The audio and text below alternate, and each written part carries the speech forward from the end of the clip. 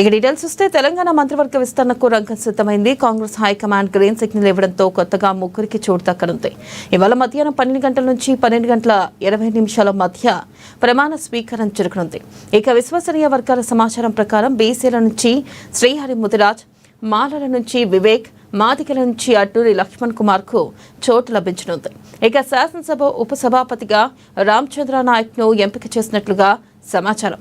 విస్తరణలో సామాజిక న్యాయాన్ని పరిగణలోకి తీసుకుని ఎస్సీ, ఎస్టీ, బీసీలకు మాత్రమే ప్రాధాన్యం ఇవ్వాలని అధిష్టానం నిర్ణయం తీసుకున్నట్లుగా తెలుస్తుంది. ఇక మంత్రివర్గ విస్తరణలో సుదర్శన్ రెడ్డి, రాజగోపాల్ రెడ్డి పేర్లు మొదటి నుంచి వినిపించినా ప్రస్తుతానికి ఎస్సీ, బీసీలకు మాత్రమే అవకాశం ఇవ్వాలని అధిష్టానం చెప్పినట్లు తెలిసిందే.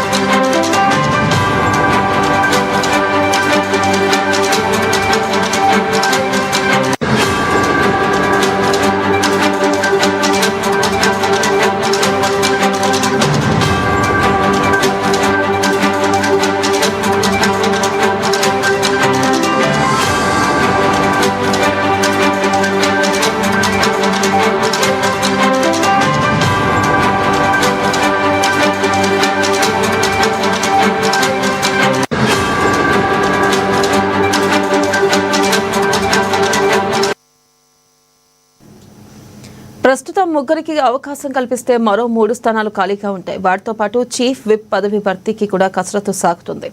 బీసీల నుంచి ఆది శ్రీనివాస్ ప్రస్తుతం శాసనసభలో విప్గా ఉన్నారు. గ్రేటర్ హైదరాబాద్తో పాటు ఉమ్మడి రంగారెడ్డి జిల్లా నుంచి మంత్రివర్గంలోనూ ఎవరూ లేనందున వికారాబాద్ ఎమ్మెల్యే స్పీకర్ ప్రసాద్ కుమార్ ను మంత్రివర్గంలోకి తీసుకుని అదే సామాజిక వర్గానికి చెందిన మరొకరికి సభాపతి పదవి ఇస్తే ఎలా ఉంటుందనే అంశం కూడా పార్టీ పరిశీలనలో ఉన్నట్లు నేతలు చెబుతున్నారు. ఇక మంత్రి పదవి కోసం పోటీ పడుతున్న వారిలో ఒకరికి చీఫ్ విప్ పదవి ఇచ్చి సర్దుబాటు చేసే అవకాశాలు ఉన్నాయి. గత 4 రోజులుగా హైదరాబాద్లోనే ఉన్న మీనాక్షి నటరాజన్ పార్టీ నాయకులు, కార్యకర్తలతో విస్తృతంగా చర్చించిన నేపథ్యంలో సామాజిక న్యాయాన్ని దృష్టిలో పెట్టుకుని విస్తరణ ఉండాలని అధిష్టానానికి సూచించినట్లుగా కూడా ప్రచారం జరుగుతుంది. పార్టీ లైన్కు విరుద్ధంగా ఎవరు మాట్లాడినా తదుపరి పదవుల్లో వారికి ప్రాధాన్యం ఉండదని స్పష్టం చేస్తున్నట్లు సమాచారం.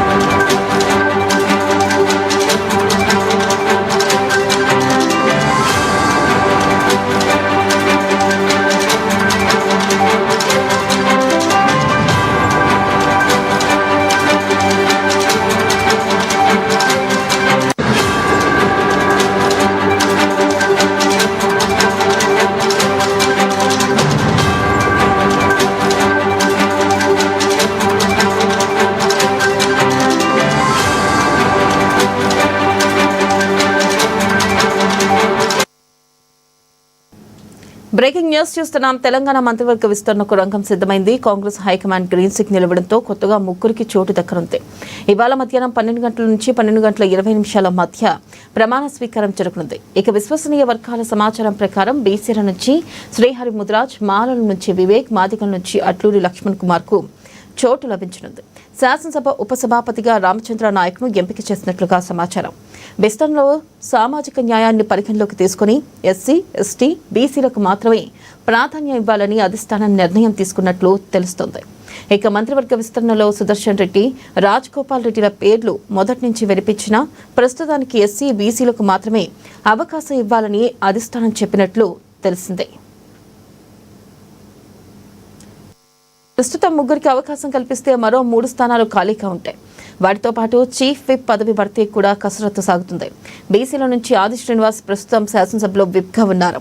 ఇక గ్రేటర్ హైదరాబాద్తో పాటు ఉమ్మడి రంగారెడ్డి జిల్లా నుంచి మంత్రివర్గంలోనూ ఎవరూ లేనందున వికారాబాద్ ఎమ్మెల్యే స్పీకర్ ప్రసాద్ కుమార్ను మంత్రివర్గంలోకి తీసుకుని అదే సామాజిక వర్గానికి చెందిన మరొకరికి సభాపతి పదవి ఇస్తే ఎలా ఉంటుందనే అంశం కూడా పార్టీ పరిశీలనలో ఉన్నట్లు నేతలు చెబుతున్నారు.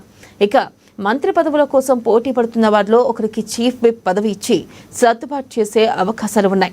గత 4 రోజులుగా హైదరాబాద్లోనే ఉన్న మీనాక్షి నటరాజన్ పార్టీ నాయకులు కార్యకర్తలతో విస్తృతంగా చర్చించిన నేపథ్యంలో సామాజిక న్యాయాన్ని దృష్టిలో పెట్టుకుని విస్తరణ ఉండాలని అధిష్టానానికి సూచించినట్లుగా కూడా ప్రచారం జరుగుతుంది. పార్టీ లైన్కు విరుద్ధంగా ఎవరు మాట్లాడినా తదుపరి పదవుల్లో వారికి ప్రాధాన్యం ఉండదని స్పష్టం చేస్తున్నట్లు సమాచారం. ఇక ఎస్సీ వర్గీకరణ అమలుకు దేశంలోనే తొలిసారి తెలంగాణ ప్రభుత్వం శ్రీకారం చుట్టినందున దాని ప్రకారం మంత్రివర్గంలో తమ వర్గానికి తగు ప్రాతినిధ్యం కల్పించాలని మాదిగ సామాజిక వర్గ ఎమ్మెల్యేలు సీఎం రేవంత్ రెడ్డి నివాసానికి వెళ్లి వినతి పత్రాన్ని అందజేశారు. అడ్లూరి లక్ష్మణ్ కుమార్, వేముల వీరేశం, సామిల్, కవ్వంపల్లి సత్యనారాయణ, కాళీ యాదయ్య సీఎంను కలిసిన వారిలో ఉన్నారు. గత ఏడాది జరిగిన లోక్సభలో తమ వర్గానికి తగినన్ని టికెట్లు ఇవ్వలేదని, అనంతరం ఎమ్మెల్సీ ఎన్నికల్లో కూడా అవకాశం రాలేదని, మంత్రివర్గంలో తప్పనిసరిగా ఒకరికి చోటు కల్పించాలని వారు సీఎంను కోరినట్లు తెలుస్తోంది.